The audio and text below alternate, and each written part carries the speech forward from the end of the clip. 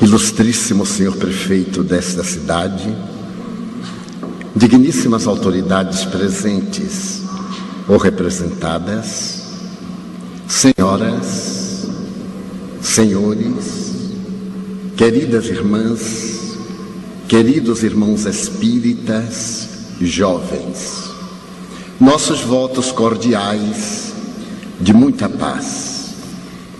Na década de 1940, o emérito psicólogo e psiquiatra espanhol, professor Dr. Emílio Mirey Lopes, fazendo uma análise da sociedade contemporânea, estabeleceu que as criaturas humanas naquela época eram vítimas de 4 gigantes da alma. Ele arrolava o amor, o dever, a ira, o medo, como verdadeiros gigantes que dominavam as almas das criaturas, tornando-as estúrdias e sofridas. No ano de 1985, o espírito Joana de Ângeles, fazendo uma releitura da sociedade daquela década, escreveu, mediunicamente por intermédio de nós outros, uma obra a qual deu o nome de O Homem Integral. Nessa obra, a veneranda benfeitora procura demonstrar que a criatura humana, porque perdeu o endereço de Deus, ainda não logrou conseguir a paz.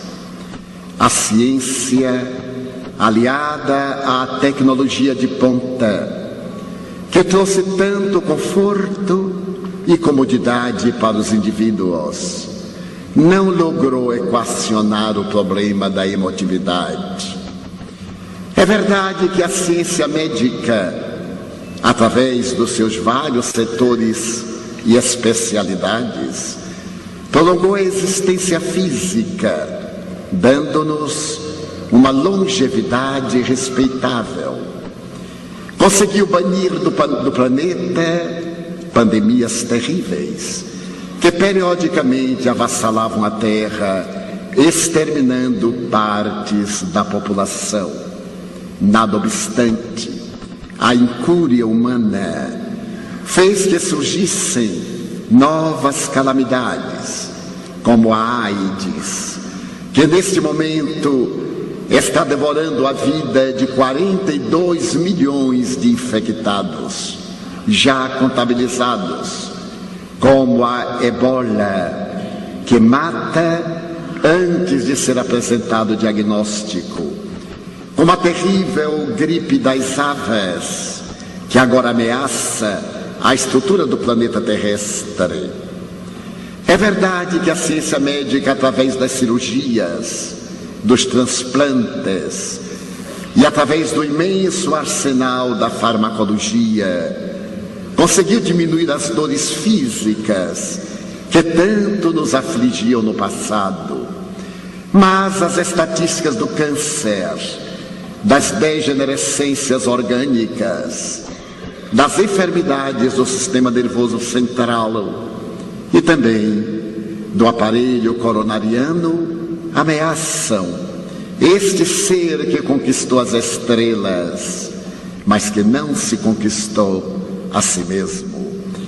Até parece um paradoxo, tanta glória estelar e tão pequena colheita de afetividade. O homem e a mulher modernos matam por uma coisa insignificante, enquanto os animais denominados selvagens somente matam quando têm fome ou quando são perseguidos. A violência individual irrompe em catadupas e ela se estende no lar, nos relacionamentos sociais, na vida urbana, nas comunidades, entre as nações. E neste período em que a Terra parece viver em paz, a Unesco anota que existem 68 pontos de beligerância ou de guerra não declarada. Vivemos um momento paradoxal, e esse momento terrível de glória e de degradação, pelo sexo promíscuo, pela drogadição, pelo alcoolismo, pelo tabagismo, denota que o ser humano é vítima de terríveis conflitos existenciais. Falamos a respeito dos segmentos terrestres que parecem em decomposição moral, nas várias áreas da religião, da política, da sociedade, dos vários setores da arte, da cultura, da ciência, mas tudo isso é resultado de um único fator: o ser humano perdeu o endereço de si mesmo.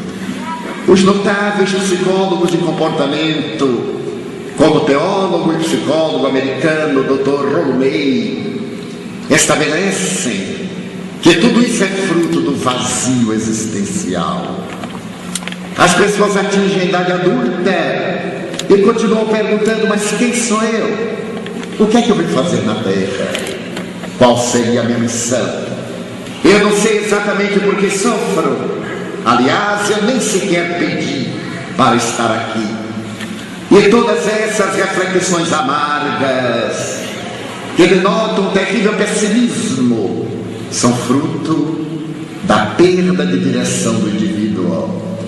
Por essas e outras razões, analisando na década de 1980, como nos referimos, a postura da criatura humana deslumbrada pela tecnologia, pela ciência virtual, pelas telecomunicações, Joana James disse que nós poderíamos arrolar 4 modernos gigantes da alma, que nos afligem, que nos aturdem e que tiram a razão de ser da nossa existência.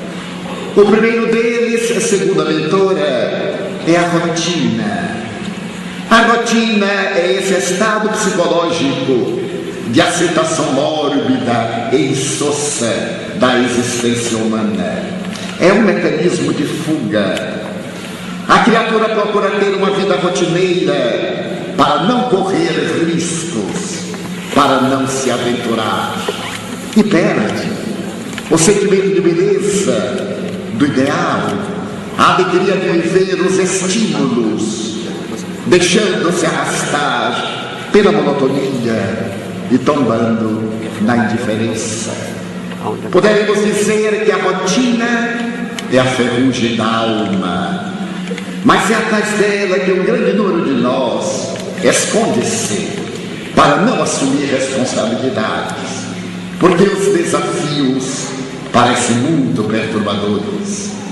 Então um grande número de pessoas dorme na mesma hora, acorda na mesma hora, faz as mesmas coisas, assiste os mesmos programas de rádio, de televisão, no clube social, e aferram-se às conversas pessimistas, à queixa. Sempre se tem o de que queixar, e a vida perde completamente o sentido existencial. O psicólogo a que nos referimos, o Dr. Rollo May, narra uma experiência notável a respeito da rotina. Ele conta que a empresa de ônibus de Nova York pertence à prefeitura, e o chofer diariamente fazia a mesma rota.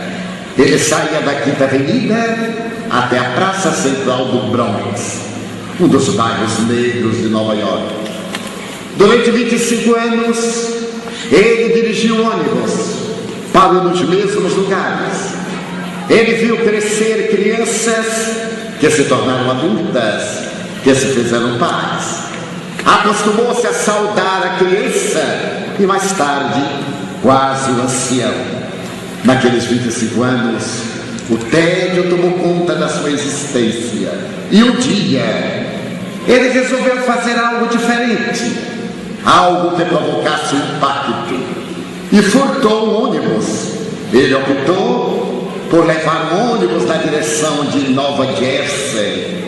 o estado fronteiriço de Nova York. E quando atravessava o pedágio, é claro, ele foi preso. E perguntaram o que ele pretendia fazer com o ônibus, que era patrimônio da prefeitura. Ele disse: bem, eu estou furtando o ônibus porque desejo morar em Miami. Miami é a cidade da luz, do sol, do conforto. Eu quero quebrar a rotina, não aguento mais. A tese pareceu tão absurda que ele foi devolvido à prefeitura de New York e, como punição, o meritíssimo juiz obrigou a continuar na mesma linha, fazendo o percurso Quinta Avenida e Bronx. No entanto, aconteceu algo inusitado. Quando ele chegou à Praça do Bronx, agora na segunda fase da sua vida, a praça estava decorada com bandeiras. As pessoas estavam com seus trajes dominicais. As crianças cantarolavam e uma comissão acercou-se do ônibus e, através da alegria de todos, gritou: nosso herói! Você fez uma coisa que nós gostaríamos de fazer. Quebrou a rotina, teve a coragem de assumir a sua realidade. É o nosso herói. Ele ficou pasmado ante esse gesto inesperado, porque em realidade a rotina nos asfixia e nós preferimos perder essa alegria de viver, de nos movimentarmos, com medo de que algo nos apareça maior do que a nossa própria realidade. Então a rotina deve sair da pauta da nossa conduta psicológica, social, moral, emocional. Fazer uma coisa nova. Uma outra psicóloga americana tem a oportunidade de dizer: tenha coragem de lavar a louça em casa com alegria, de lavar as panelas sorrindo, porque para a mulher não pode haver nada mais terrível e desagradável do que lavar as panelas. Lavar a louça, por melhor detergente que tenha, e mesmo que tenha máquina de lavar, se tem máquina de lavar, faça agora uma coisa diferente. Lave com uma velha bucha das tradições das cidades do interior. Limpe bem o copo, lave muito bem o prato, porque prato lavado em máquinas não perde a gordura e estão sempre viscosos, meio sujos. Mas sinta a alegria de fazer uma coisa rotineira, de maneira diferente. Quando estiver na pia de roupas empilhadas, ao invés de reclamar, diga: eu vou aproveitar esse tempo da lavagem de roupa para pensar no meu marido, para pensar no meu companheiro, para ver o que é que eu vou lhe dizer, para reformular a minha vida. Mas faça algo diferente. Quebra a rotina, porque senão a rotina quebra a sua vida. E os homens procurem sempre fazer uma coisa nova. O rotineiro vai para o trabalho sempre pela mesma rua. Poderia fazer uma volta, olhar do outro lado, atravessar a esquina, mas ele se deixa conduzir de uma maneira pacata, precavida, de maneira que nada lhe perturbe. Mas a vida é um grande desafio. Enquanto nós estamos vivendo, estamos morrendo. As nossas células morrem a cada segundo. Na corrente circulatória, em cada segundo morrem 30 milhões de glóbulos vermelhos e nascem 30 milhões de glóbulos vermelhos. Não existe rotina, não existe paralisia. Desde a hora que os senhores e as senhoras entraram aqui, até esse momento, uma 10ª parte dos seus corpos, dos nossos corpos, morreu. E nós estamos com a 10ª parte inteiramente nova. Em cada 7 anos, nosso corpo é inteiramente novo, menos os neurônios cerebrais, que quando morrem, não se renovam. Equivale dizer que uma pessoa de 70 anos já teve 10 corpos e não notou, porque a personalidade permaneceu sem graças graças aos neurônios cerebrais. Então a vida é pulsante, é ativa, é necessário quebrar a rotina.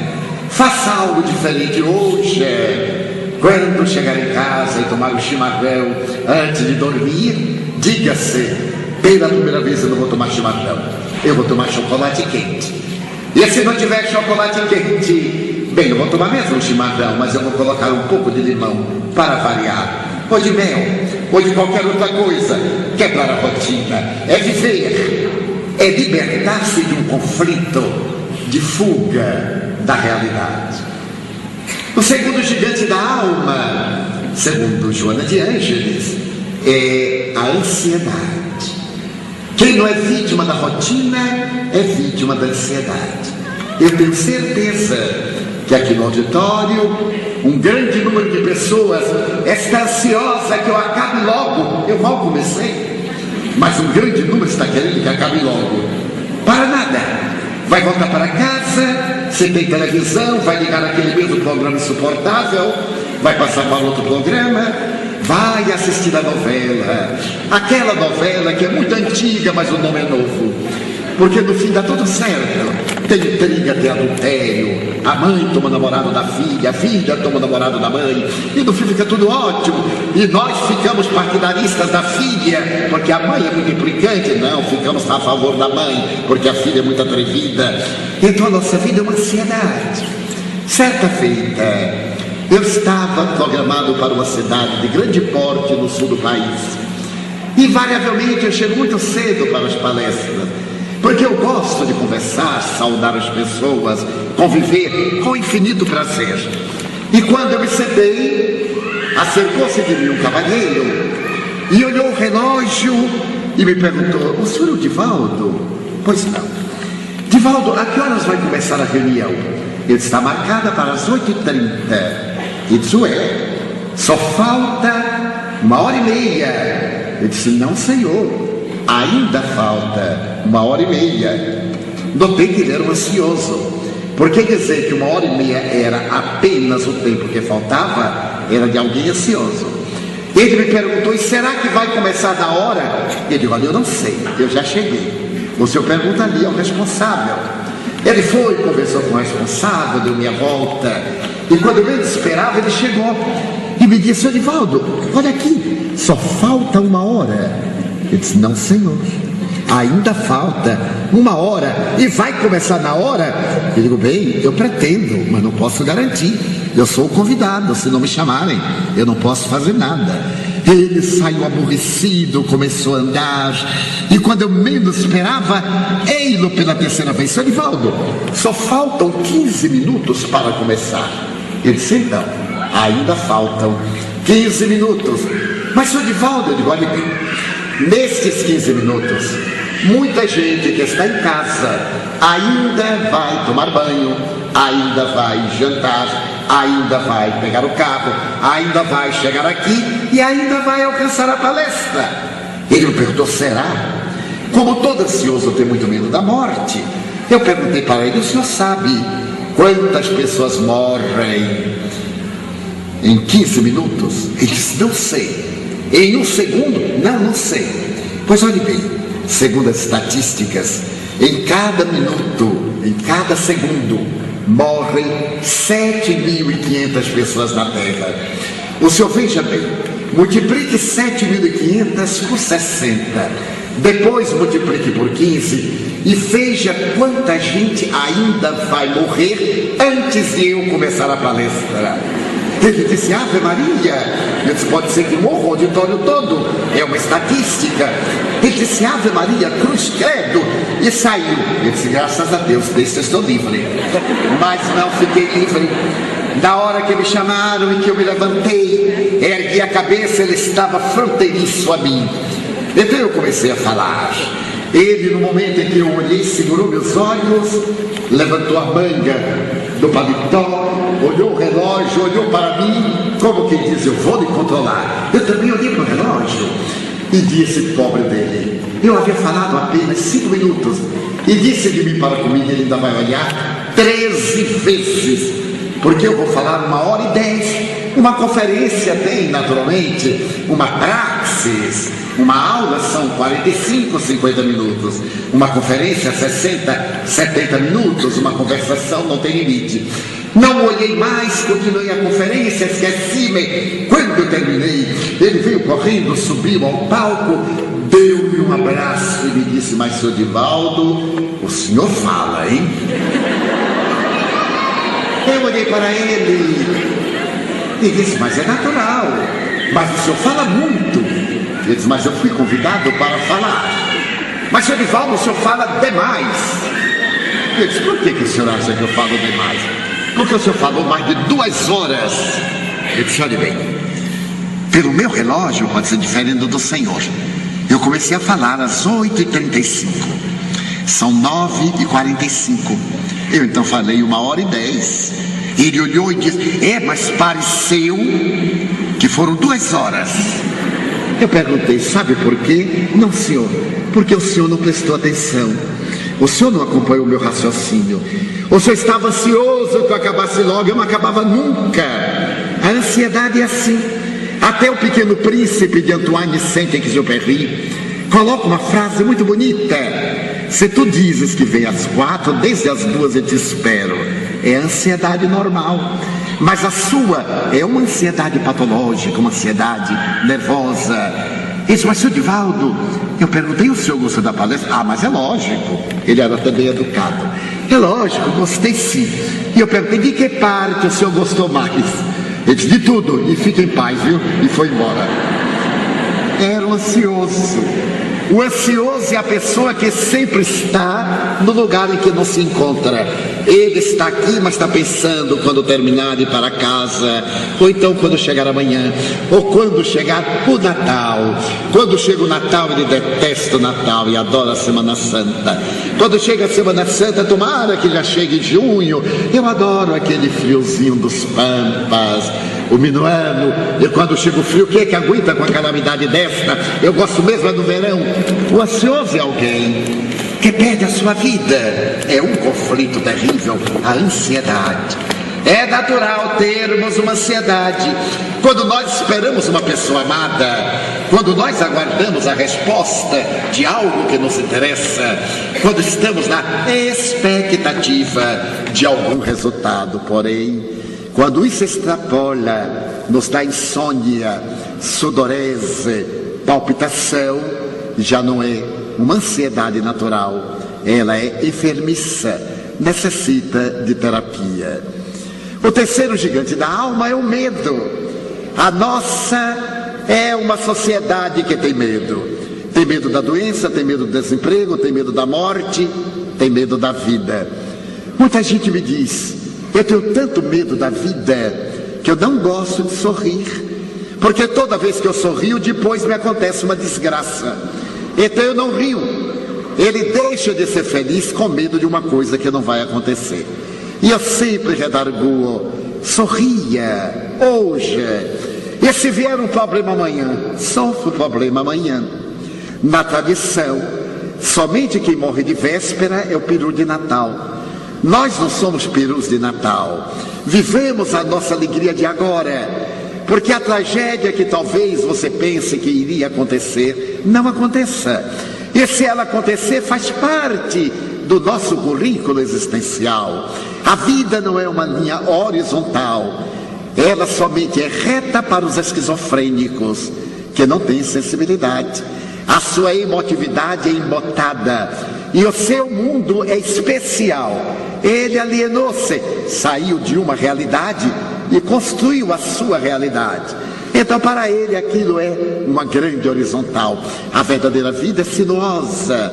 Há ascensão e queda, conquista e perda. O que importa é a grande linha que nós desenhamos inclinada. Para poder atingir o ápice é necessário irmos passo a passo. Mas as criaturas vivem hoje atormentadas pelo medo.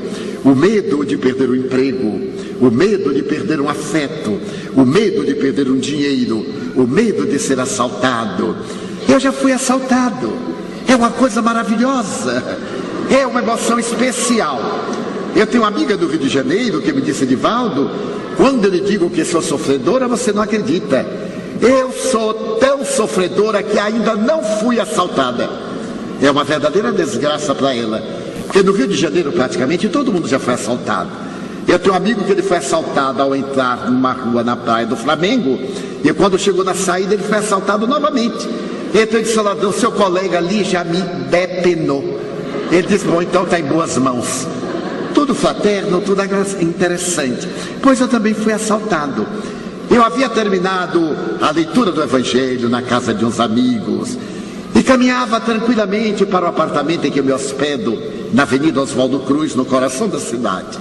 No dia seguinte eu viajava à África do Sul. E no momento em que eu atravessava, 10h30 da noite, no ano de 1981, eu fui pioneiro, porque agora que está na moda. Então eu vi alguém sair, me agarrar na garganta e colocar alguma coisa no meu ventre. Eu pensei que era algum amigo, algum confrade. Aquele abraço apertado, eu disse assim: muito obrigado. Ele disse: é um assalto.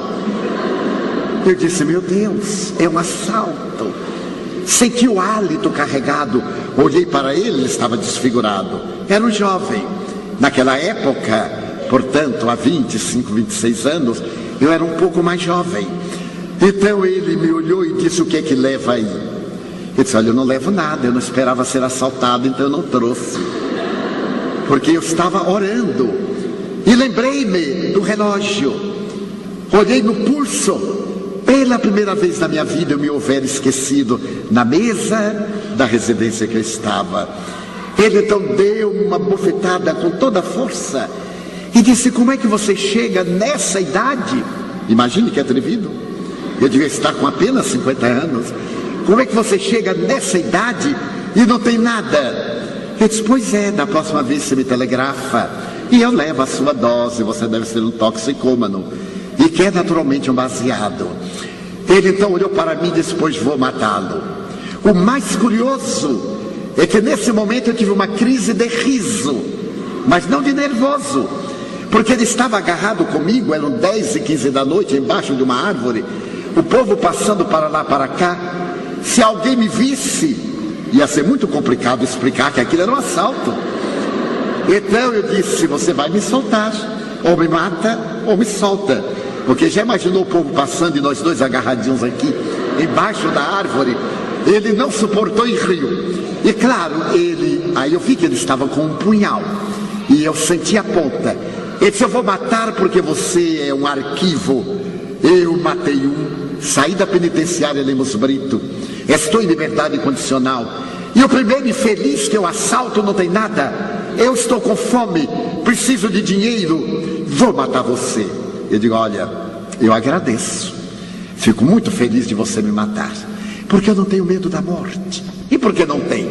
Porque eu sou espírita. E o que é isso? Eu disse: mas meu Deus, o senhor é difícil, hein? Até na hora de morrer eu tenho que pregar espiritismo para assassino. Eu disse: olha, espiritismo. Então eu fiz uma síntese.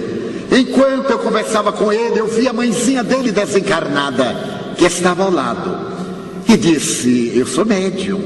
Ele disse: o que é isso? Eu digo: eu vejo os mortos, porque os mortos não morreram.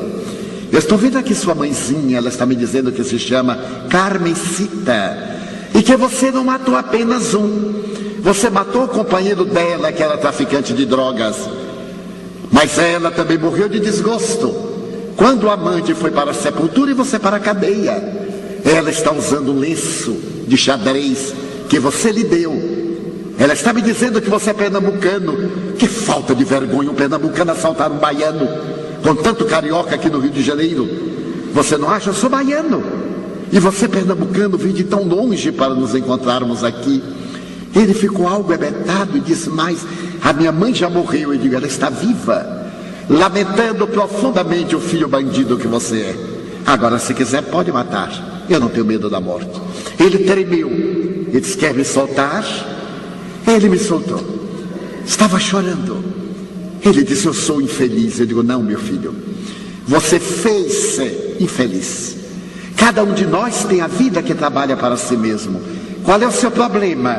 Ele disse: fome. Eu digo: então vamos ao apartamento, eu lhe darei comida. Dinheiro eu não dou, porque eu não sustento malandro. Eu trabalho muito para ter dignidade, então não vou lhe dar dinheiro. Mas eu levo você ao meu apartamento agora, onde estou hospedado, e nós vamos jantar. E ele perguntou, o senhor me leva lá? Eu digo, levo, claro. Estávamos a menos de 150 metros. Eu então encostei-me um pouco na parede. Sistema nervoso é uma coisa curiosa. Esta coragem que eu estava, quando ele disse, então vamos, eu quis ir, as pernas não quiseram. Eu tentei novamente, elas estavam chumbadas. Então ele perguntou alguma coisa, eu disse, é lógico. Você me faz um susto desse e as pernas não querem ir. Então foi uma cena ridícula. O ladrão me abraçou e me puxou. E eu fui arrastado pelo ladrão. Quando chegamos ao edifício, o porteiro estranhou aquela cena inusitada. E eu disse, meu filho, este rapaz salvou minha vida. Eu ia atravessar ali o semáforo e ele me salvou a vida. Eu estou levando ao apartamento para gratificá-lo. O porteiro não acreditou, porque ninguém nunca foi convidado a entrar no meu apartamento quando eu estou no Rio de Janeiro. Àquela hora da noite, um indivíduo estranho. Então o porteiro perguntou, senhor Divaldo, o senhor quer que eu acompanhe? Ele disse, não, está tudo sob controle. Agora eu recuperei, subi, e depois que passa o choque da fome, preparei um bom lanche, eu sou excelente cozinheiro, não sei fazer churrasco, mas comida baiana, com certeza. E então servimos-nos, eram 11h30 da noite, eu telefonei para um amigo, e pedi ao amigo para ir ao apartamento. Porque nada melhor no mundo do que amigos. O amigo disse, mas Divaldo, são 11h30 da noite. Eu digo, por isso mesmo. Menos de 10 minutos, ele mora perto. Veio com a esposa e me perguntou, qual é o problema? Ele disse, não é um problema, é uma solução. Este rapaz está precisando de um emprego. E eu gostaria que você lhe conseguisse um emprego. Mas Divaldo, você o mandaria ao escritório amanhã, que era um sábado, a qualquer hora? Ele disse, mas ele é um caso especial. Meu filho, conte sua vida. Ele disse, bem, porque eu já matei um, não sabe? E então, todos ficaram assustados. Não, ele já matou. Não é problema, o problema é quem vai matar, que a gente não sabe. O que você sabe fazer? Ele disse, quase nada. Eu sei dirigir mais ou menos, eu fiquei 6 anos no cárcere. Meu amigo disse, então, eu vou colocá-lo como chofer da minha mulher. Ela me olhou e disse, Divaldo, eu digo, não há problema. Ele é sadio mentalmente. Naquele momento, ele não tinha documentos. Meu amigo preparou-se para poder atendê-lo muito bem. Saímos numa paz muito grande, sem conflitos. No dia seguinte eu viajei, fiz uma jornada pela África do Sul. E quando retornei, este amigo sempre pegava no aeroporto do Galeão. Estava um rapaz uniformizado, de boa aparência, eu não reconheci. Bateu-me continência. Então eu olhei para ele, era um ladrão. Ele então disse assim, tudo bem? Eu perguntei, e o patrão? Ótimo. A partir dali ficamos amigos. Ele prosperou. E hoje é meu guarda-costas. Ele é enorme. Deixou a função com o meu amigo. Conseguiu a sua vida própria. Mora na Baixada Fluminense. E todo ano eu realizo conferências no Rio de Janeiro. Sempre que eu vou a Belfort Roxo, a cidade que dá o maior índice de crimes na América Latina, ele me diz, mas senhor Divaldo, o senhor vai a Belfort Roxo para ser assassinado, para ser roubado? Ele foi o único que tentou, mas nem conseguiu. Eu digo, vou sim. Então eu vou para defender o senhor. Ele fica do lado, faz a fila, e quando alguém me abraça mais demoradamente, ele pergunta de lá, maneira ou empurro? Eu digo, maneira. Ele está sempre com a ideia fixa que eu estou sendo assaltado. Eu já disse para ele, não adianta me assaltar, porque só se me levar. E se me levar só vai ter prejuízo e problema. Porque eu sou como a rainha Elizabeth, eu só carrego caneta e relógio. O mais eu não tenho nada. Quero demonstrar que esse indivíduo que era um bandido, com uma ficha terrível na polícia, renovou-se. Foi estudar a doutrina espírita, descobriu o sentido da vida, foi trabalhar, adquiriu dignidade, deixou de provocar medo. Certo dia eu perguntei-lhe, naquela noite você ia matar-me? Ia sim, senhor. Por quê? Medo. Eu tinha medo que o senhor me denunciasse. O senhor era uma testemunha de que eu havia violado a liberdade condicional. Então eu iria matá-lo. E por que não me matou? porque o Senhor olhou para mim com muita tranquilidade e me disse: meu filho, a única pessoa que teve essa compaixão de mim foi minha mãe. Quando o Senhor falou: meu filho, eu estou vendo a sua mãe, eu então termino as bases, tio Divaldo. Então o medo é um adversário cruel. Nós estamos sob o jugo do medo e devemos libertar-nos através dos mecanismos sublimes da oração, da meditação, da compaixão. O bandido é um infeliz. Tenha certeza que ele tem mais medo de nós do que nós temos medo dele. Ele ataca porque tem medo de ser atacado. Ele mata porque tem medo de ser morto. Mas nós então diremos: mas eu não quero correr o risco. Ninguém foge da sua realidade, nem da sua fatalidade. É claro que não iremos aos lugares sórdidos, onde predomina o vício, onde se estardeia a corrupção. Evitaremos os lugares perigosos, mas não podemos evitar aquilo que é tecnicamente inevitável: os relacionamentos sociais. Então deveremos sobrepor-nos ao medo, estabelecendo uma vida interior de equilíbrio, uma autoestima, uma valorização do ser que somos, em detrimento dos conflitos que nós agasalhamos. O quarto gigante da alma, ainda segundo Joana de Ângeles, é a solidão. Notem que esse é o século, o 21, da solidão. Nós somos solitários a sós, solitários a dois, solitários aqui na multidão. Entre os grandes conflitos existenciais, a solidão tem um destaque muito grande, porque ao lado do medo e da ansiedade produz a depressão.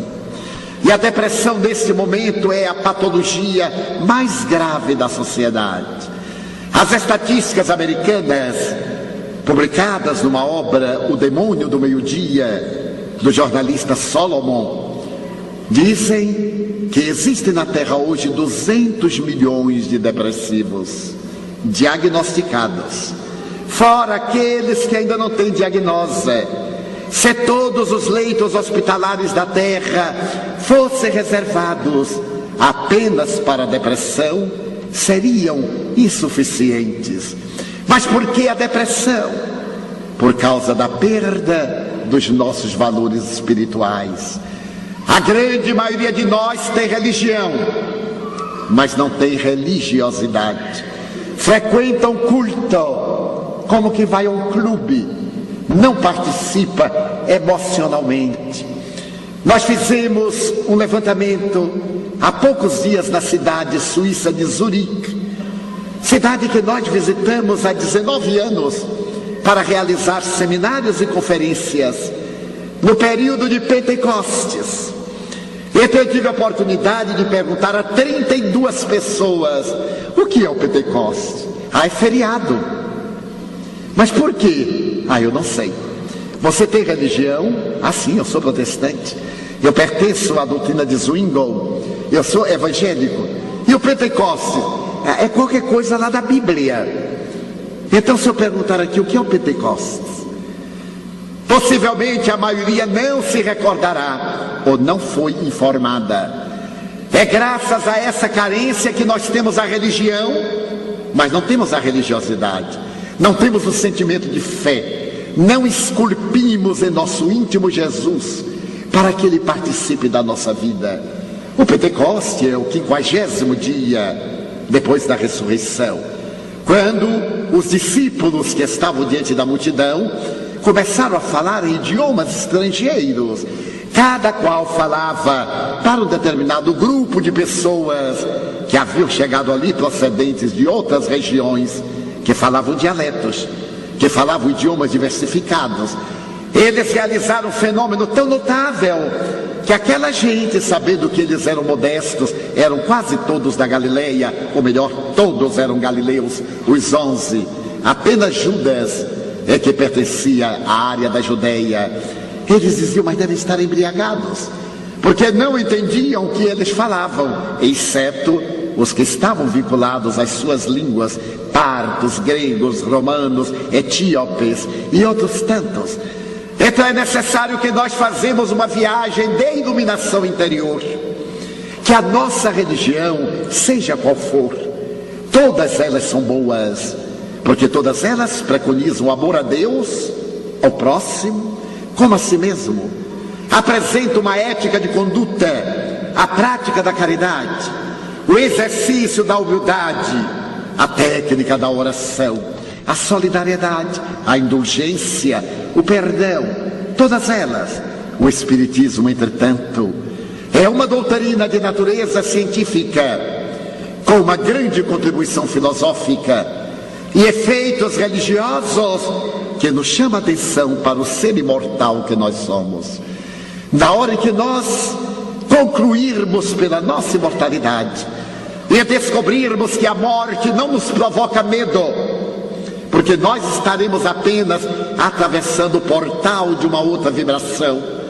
Quando nós esculpirmos a presença de Jesus, o modelo e guia da humanidade, não como nosso Salvador, Ele não nos salvou, Ele nos ensinou o caminho da salvação, porque se Ele nos salvasse, que mérito teríamos? Mas Ele veio exemplificar, dar a sua vida por amor. Amigo, disse Ele, é aquele que dá a sua pela vida do seu amigo. Então é esse Jesus extraordinário que o Espiritismo trouxe de volta, para que ele possa produzir na sociedade a renovação, para que ele possa matar a rotina pela ação da caridade, para que ele diminua a nossa ansiedade pela paz de espírito, para que ele dilua o medo pela certeza de que não estamos a sós. Deus é o Pai amoroso de todos nós e estamos assessorados por espíritos nobres, se pensarmos no bem, por espíritos infelizes, se cultivarmos o mal. Ao blocar do popular brasileiro, dize-me com quem andas e eu te direi quem és. Aqui eu reverteria a ordem dos valores. Dize-me quem és e eu te direi com quem andas. Dize-me quais são as tuas aspirações, o que cultivas no teu mundo interior, e eu te afirmarei quais são aquelas companhias que te inspiram, que falam pela tua boca, que agem através das tuas atitudes. Então o Espiritismo veio nos conclamar não mais a solidão, essa solidão que nós experienciamos, solteiros, casados, pais, amigos no clube social, na religião, pode ser preenchida por um grande valor. Joana de Ângeles sintetiza numa frase: só é solitário quem não é solidário. Quando nós somos solidários a alguém, nós estamos com alguém, não estamos na solidão. Então é necessário sairmos do casulo do eu e procurarmos ver o problema do nosso filho, porque o próximo, mais próximo de nós, é esse que está mais perto. Eu gosto muito desta frase de Jesus, dita em castelhano: el próximo más próximo de nosotros es este que está mais próximo. Na língua portuguesa, aquele próximo que está mais próximo de nós é o que está mais perto. Então ele é o meu próximo. Muitas vezes nós amamos uma pessoa que mora na África e dentro de casa alguém está carente do nosso amor. É necessário que nós amemos a quem está perto, mesmo que seja uma pessoa intransigente, desagradável, antipática, porque é muito fácil amar as pessoas amáveis, é muito fácil amar aqueles indivíduos com os quais nós não convivemos. Mas isto não é amor, é admiração, é entusiasmo, é paixão. O verdadeiro amor é aquele que resiste o lado negativo da pessoa, as suas defecções, as suas dificuldades, a sua agressividade. Esse é que é o verdadeiro amor, quando nós conseguimos sobrepor-nos a essas condições negativas e colocar uma pitada de compaixão, no sentimento de afetividade. Então a solidão desaparece. E desaparecendo a solidão, não temos por que fugir para fazendo depressão. As depressões também têm um grande contingente de natureza ainda não detectado pela ciência convencional. O Espiritismo, demonstrando que a vida continua depois da morte, também esclarece que cada um desperta no além conforme adormeceu no aquém.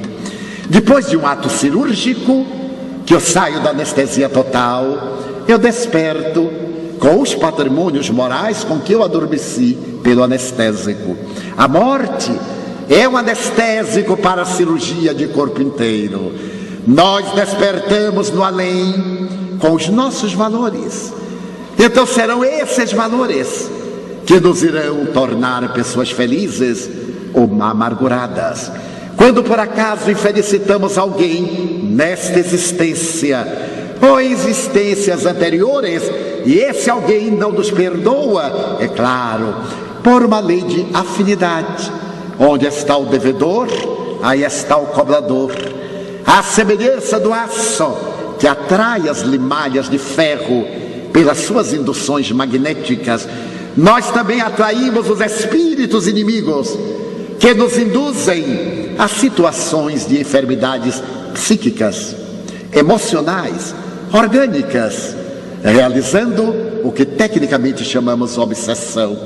Não é uma descoberta do Espiritismo, porque está presente no Evangelho de Jesus.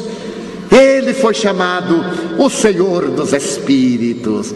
Qual é o cristão que não se recorda da primeira sessão mediúnica de Espiritismo no Evangelho de Jesus?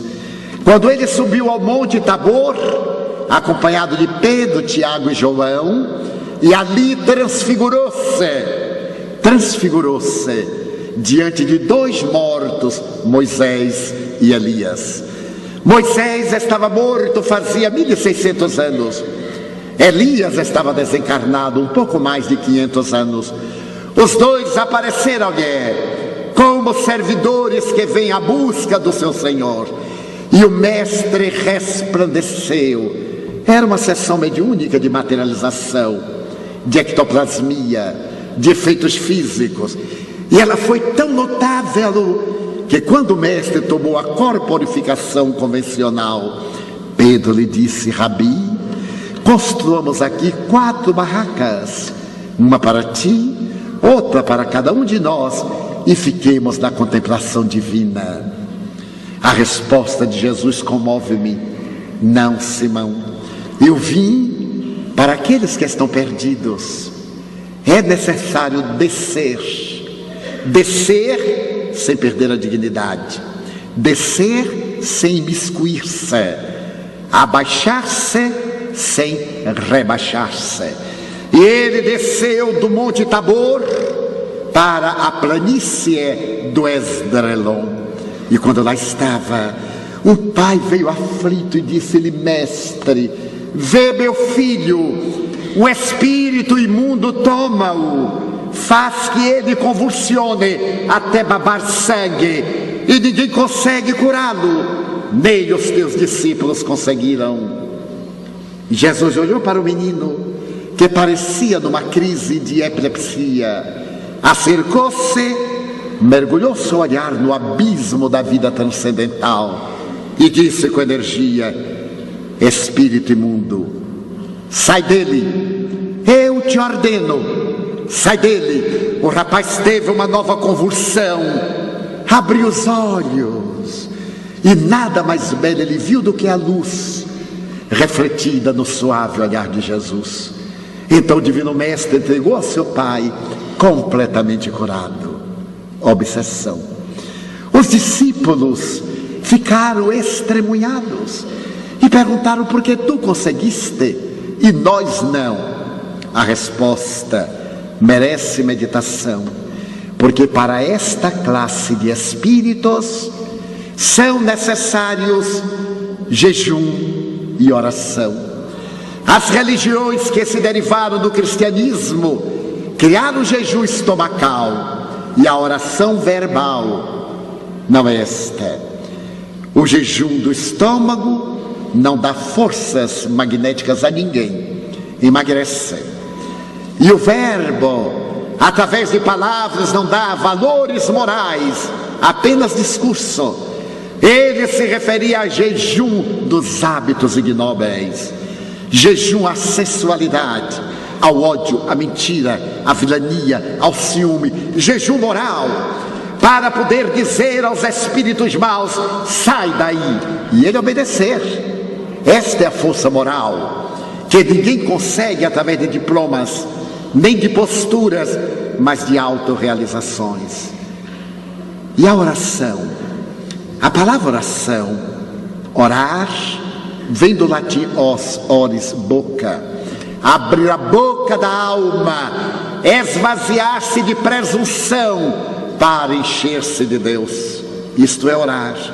Não é necessário dizer palavras, basta pensar e dizer suavemente: Senhor, eu estou aqui. E Ele nos inunda. Então as entidades perversas, aqueles que nos não perdoaram, aqueles aos quais prejudicamos, retornam e nos transmitem ideias depressivas, melancolia e tristeza, suspeita e ciúme.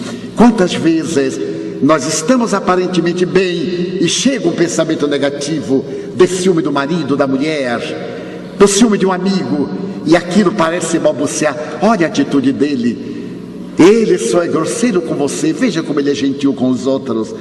E nós então começamos neste monólogo, depois no diálogo: é verdade, é verdade, e logo depois na depressão. A depressão tem fatores de natureza hereditária, tem outros fatores que são consequência das enfermidades infecto-contagiosas, tem aqueles fatores psicossociais, socioeconômicos, as perdas da afetividade, do dinheiro, de um objeto de valor, da morte de um ser querido, mas tem também um grande contingente de influências espirituais. Em nossos conflitos existenciais, a rotina, podemos estar intoxicados de vibrações morbíficas, de vibrações negativas, doentias, e então a nossa vida não tem sentido. Da ansiedade, estarmos estimulados com altas descargas de adrenalina, exaurindo as nossas glândulas suprarrenais para buscar coisa nenhuma. Eu estava certa feita na cidade de São Paulo, cidade tecnicamente neurótica, isto faz muitos anos, e caminhava pela rua Barão de Itapetininga, quando do outro lado eu vi passar um amigo, a quem eu não via fazia bastante tempo, com o temperamento baiano, jovial, que tem: fulano, atravessei a rua, e ele foi logo me despachando: Divaldo, eu estou muito ocupado. Eu digo: eu sei que está ocupado, mas quando você vai? Eu vou para o trabalho, depois eu vou com você, eu não estou fazendo nada, fui andando, que prazer de vê-lo. E ele disse assim: pois é, um prazer muito grande, tchau. Eu digo: tchau coisa nenhuma, eu vou com você. E passamos na porta de um café, então eu disse: quer tomar um cafezinho? Eu disse: mas Divaldo, isso aqui não é Bahia não. Já foi me ofendendo. Isso aqui não é Salvador, isso é São Paulo. Eu digo: eu sei, mas sou eu quem vai pagar o café. Também era um café pequenininho. Ele disse: bem, eu tenho 5 minutos. Pois não, vamos entrar. Eu não sou de falar muito, como os senhores estão vendo. E o homem disse: então conversa vai, conversa vem. Daí a pouco ele disse: olha, a gente podia até almoçar. Mas como almoçar? Ainda estamos no cafezinho. Eu disse: é, mas já se passaram 2 horas, meio-dia. Não me diga, então vamos almoçar logo. Sentamos, almoçamos, conversa vai, conversa vem. Eu digo: olha, era até bom pedir um lanche. Como lanche? Eu digo: aí já são 4 horas. Como 4 horas? Ele disse: pois é, e agora que não pode ficar sou eu. Eu tenho uma conferência na Federação Espírita do Estado de São Paulo e tenho que ir para o hotel me preparar. Mas desculpe-me, eu destruí seu dia, que coisa. Ele disse: qual dia? Você não estava ocupado? Ele disse: ocupado nada, eu estou de férias. É que eu sou tão neurótico que eu ponho a pasta embaixo do braço e saio para a rua, corro para lá, corro para cá. Não aguento ficar dentro de casa. Eu sou neurótico. Mas que bom, você vai ter uma conferência? Eu digo: vou. Então eu vou também. Eu digo: vá, leve a esposa. Despedi-me do amigo. Quando eu cheguei à federação, que eu me levantei, eu vi um bracinho lá no fundo dando adeus, era ele. Quando terminou a palestra, que ele me veio abraçar e disse: olha, cara, ele gosta muito de gíria, você salvou a minha vida, sabe? A minha mulher está aqui comovida. Pela primeira vez, eu prometi a ela que vou ficar em casa amanhã. Agora eu estou imaginando o que é que eu vou fazer amanhã. Eu digo: olha, dá uma ajudada nela, muda os móveis de lugar, passa o aspirador de pó, isso é coisa para homem.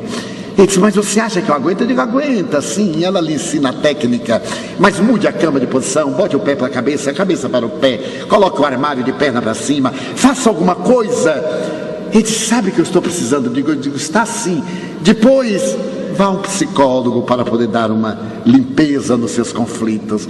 Então a maioria de nós está correndo para lugar nenhum. Eu encontro amigos acelerados e eu pergunto: para onde vai? Ele diz: sabe que eu não sei?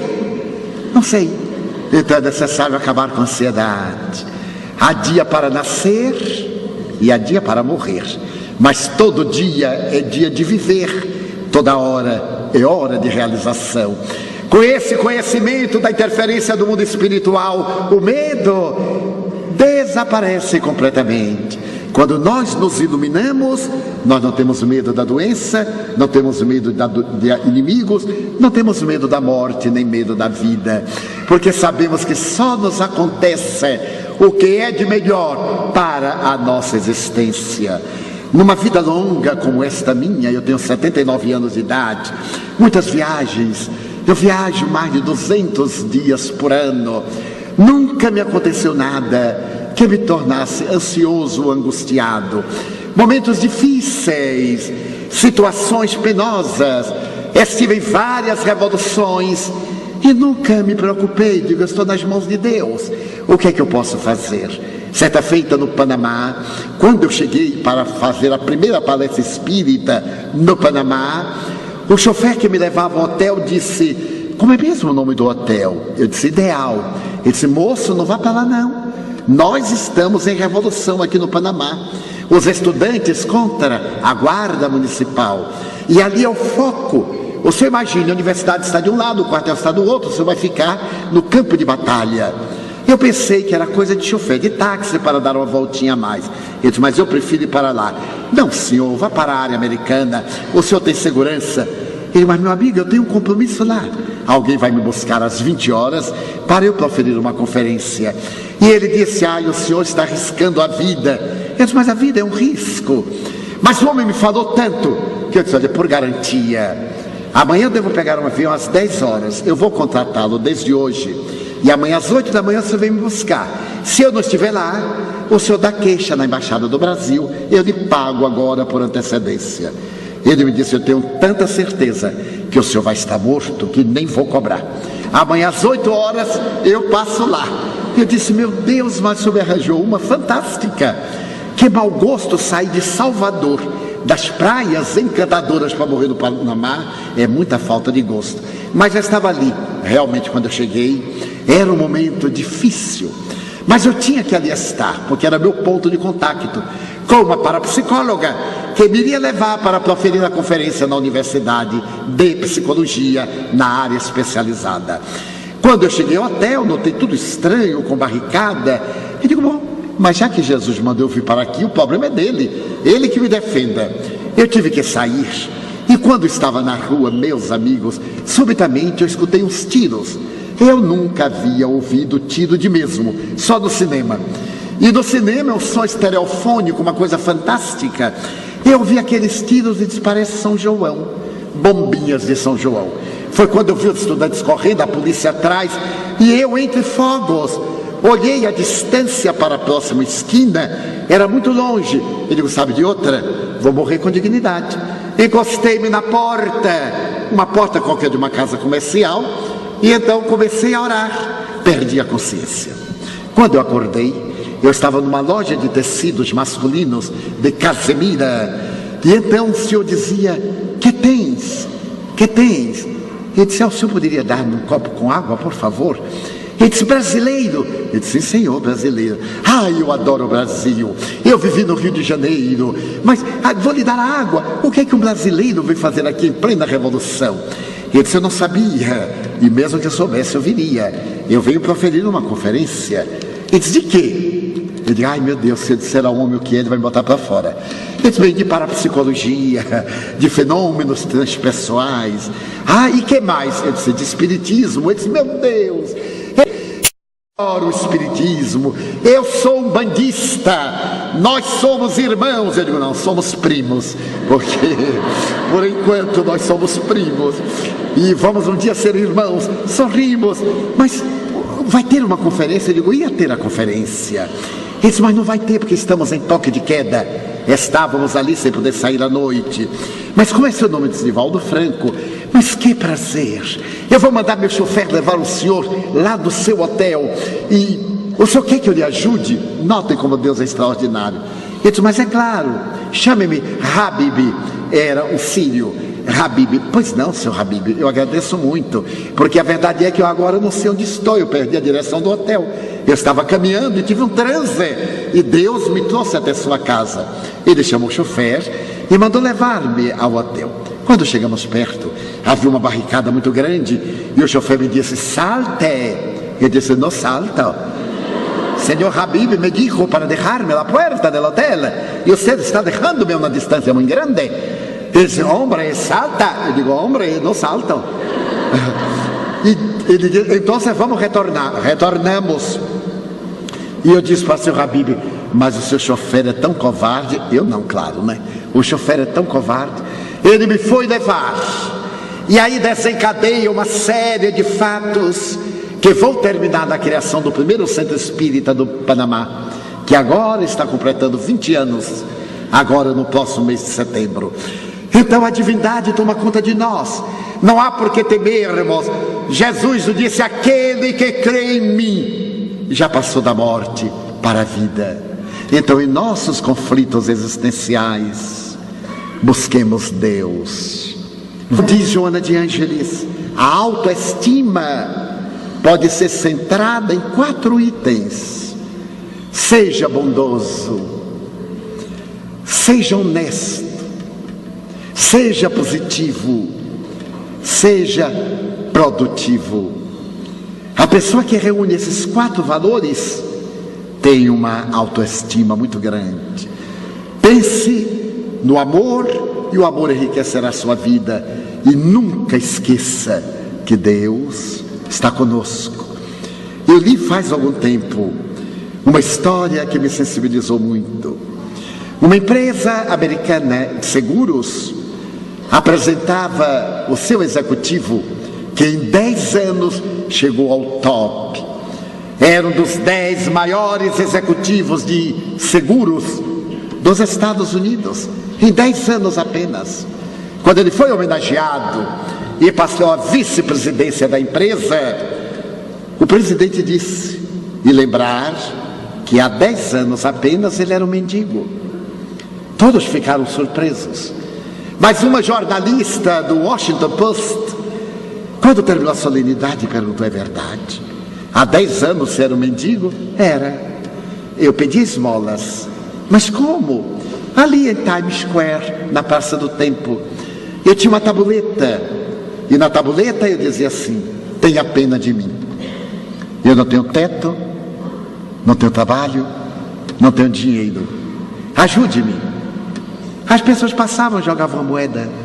Outros davam gargalhada, vai trabalhar, vagabundo. Certo dia, o vento trouxe-me uma página de jornal. E ali na página de jornal estava escrito, você é o que gosta. O que você quiser, você pode fazer de sua vida. Movimente a sua mente. Abandone a rotina.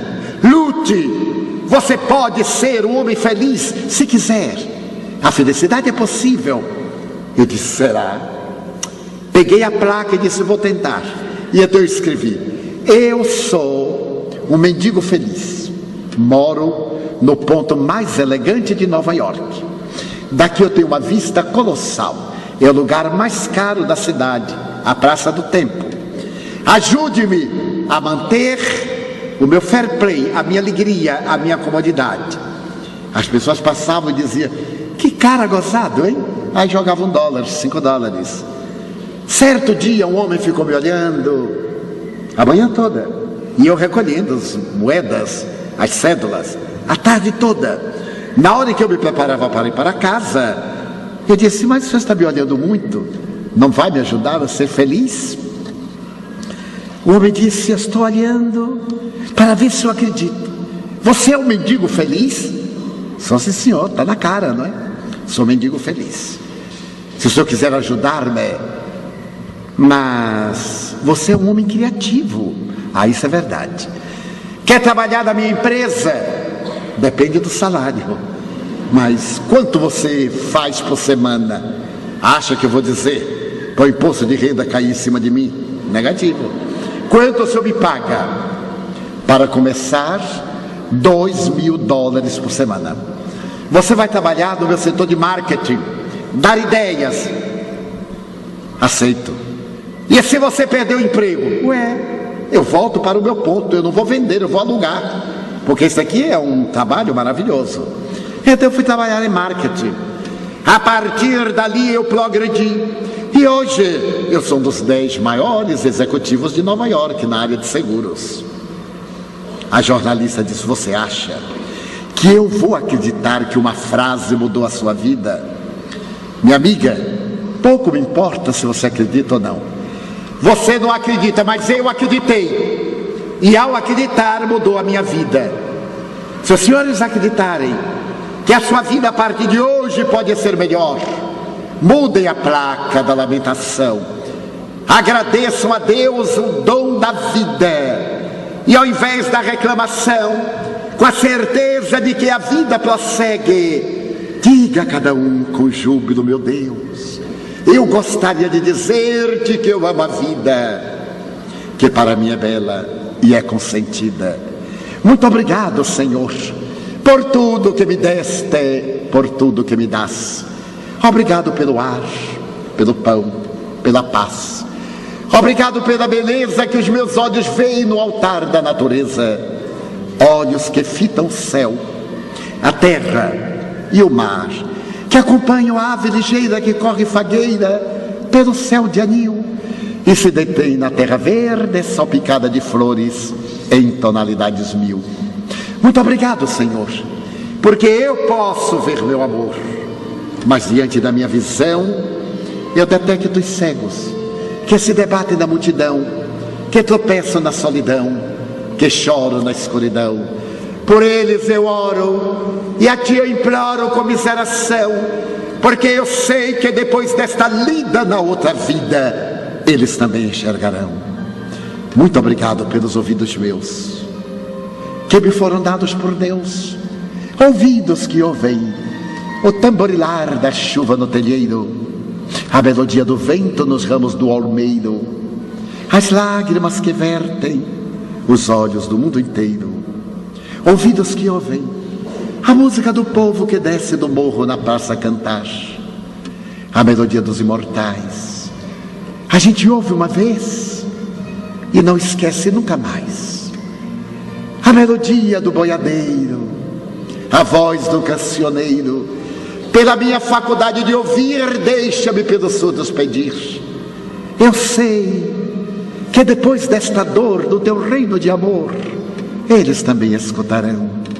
Obrigado pela minha voz, mas também pela sua voz, pela voz que ama, que ensina, que declama, que legisla, que alfabetiza, que trauteia uma canção, que o teu nome profere com sentido emoção. Diante da minha melodia, eu quero rogar pelos que sofrem de afasia. Eles não cantam de noite, eles não falam de dia. Oro por eles, porque eu sei que depois desta prova na vida nova, eles cantarão. Obrigado pelas minhas mãos, mas também pelas mãos que aram, que semeiam, que agasalham, mãos de ternura, mãos que libertam da amargura, mãos que apertam mãos, de caridade, de solidariedade, dos adeuses, de poesias, de sinfonias, de psicografias, de cirurgias, pelas mãos que atendem a velhice, a dor, o desamor, pelas mãos que no seio embalam o corpo de um filho alheio sem receio, e pelos pés que me levam a andar sem reclamar. Muito obrigado, Senhor, porque eu posso caminhar diante do meu corpo perfeito. Eu te quero louvar, porque eu vejo na terra aleijados, amputados, marcados, paralisados, que não se podem movimentar. Eu oro por eles, porque eu tenho a certeza que depois desta expiação, na outra reencarnação eles também caminharão. Muito obrigado por fim pelo meu lar. É maravilhoso ter um lar. Não é importante se este lar é uma mansão ou uma favela, um ninho ou uma tapera, um gravado de dor, um bangalô, um duplex, seja lá o que for, mas que dentro dele exista a figura do amor de mãe, ou de pai, de mulher, ou de marido, de filho, ou de irmão, a presença de um amigo, de alguém que nos dê a mão, a companhia de um cão, porque é muito triste viver na solidão. Mas se eu a ninguém tiver para me amar, nem um teto para me agasalhar, nem uma cama para repousar, nem aí reclamarei. Pelo contrário, eu direi: obrigado, Senhor, porque eu nasci.